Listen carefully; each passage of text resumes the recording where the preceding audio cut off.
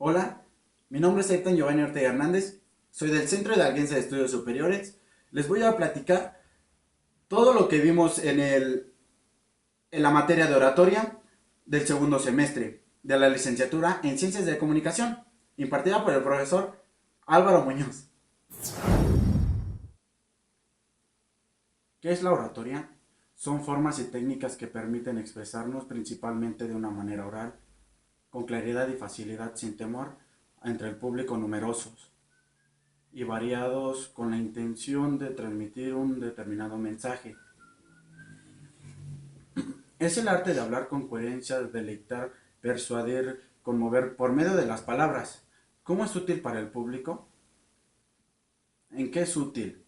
En que podemos persuadir o estructurar el pensamiento, tener un buen lenguaje y exponer de una manera adecuada. Tiene que ver mucho con la oratoria, la elocuencia y el uso del lenguaje.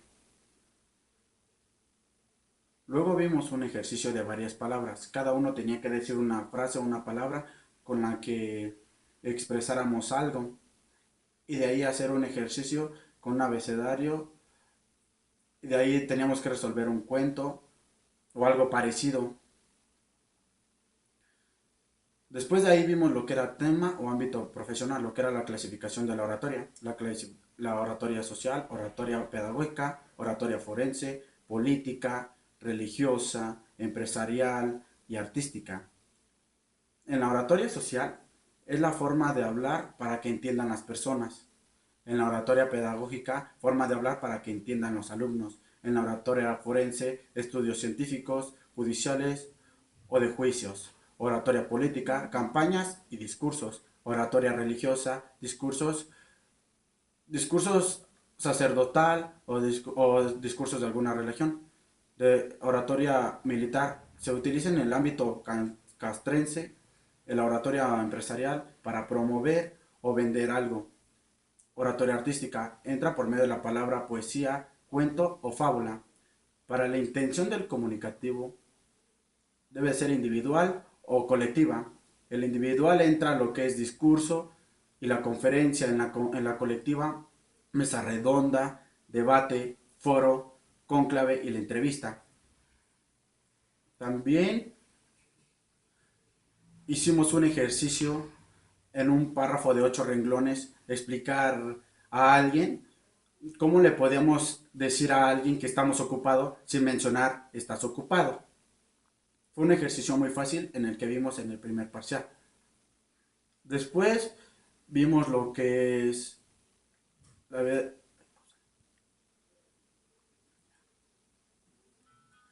luego hicimos un ejercicio. ¿Qué fue lo que vimos en el segundo parcial?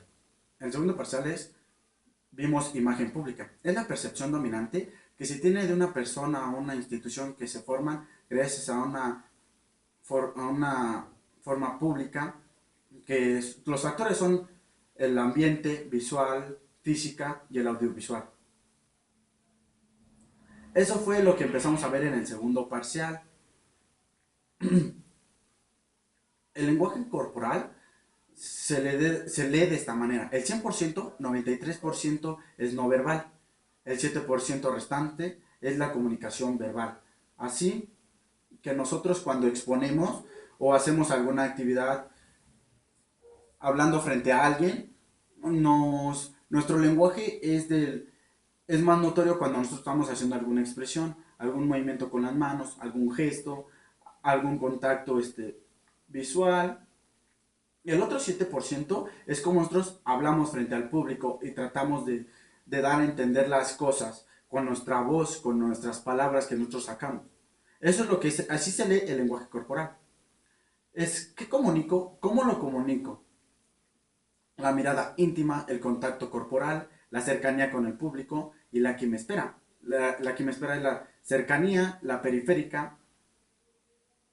Eso es lo que es la que me espera. Todo lo que está a nuestro alrededor.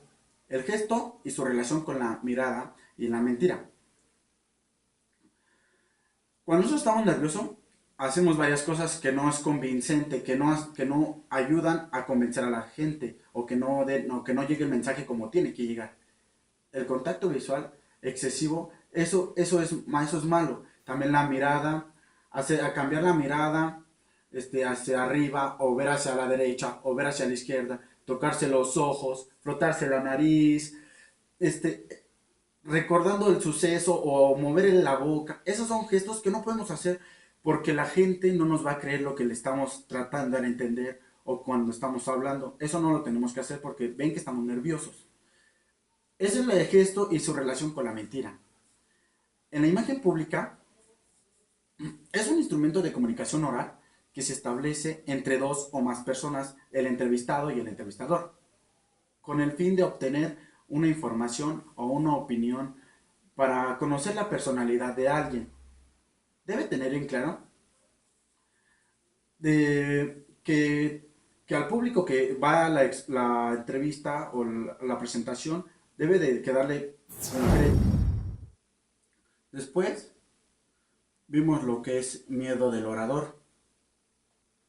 El miedo del orador es cómo expresar el miedo cuando estamos exponiendo o tienen que hacer un discurso y tenemos miedo, porque se les nota la sudoración, el temblor y el hormigueo, ganas de ir al baño, vómito, mareo, ansiedad, taquicardia, también lo que es el bloqueo vocal, la carcajada, el llanto, el desmayo, el bloqueo mental, el bloqueo corporal, tics, películas mentales, falla de aire, torpeza, miedo de la burla y hacer el ridículo, el hipo también. Es lo que es el miedo del orador. Cuando uno de nosotros estamos exponiendo o estamos haciendo un discurso, eso es lo que nos pasa por la cabeza o todos los síntomas que nos pasan cuando vamos a exponer o tenemos miedo al pánico escénico. La audiencia es el grupo de personas con perfiles distintos que se reúnen a presenciar un acto determinado. ¿Cómo lo conocemos? La edad, el nivel económico, educativo, cultural, zona geográfica, situación política, religión. Esos puntos que les acabo de mencionar es para mencionar el tipo de audiencia que existen o cómo los puedes ver tú. También el comportamiento o el contexto. Esos factores son para ver cómo se va a comportar el público ante cualquier discurso o cualquier otro ámbito.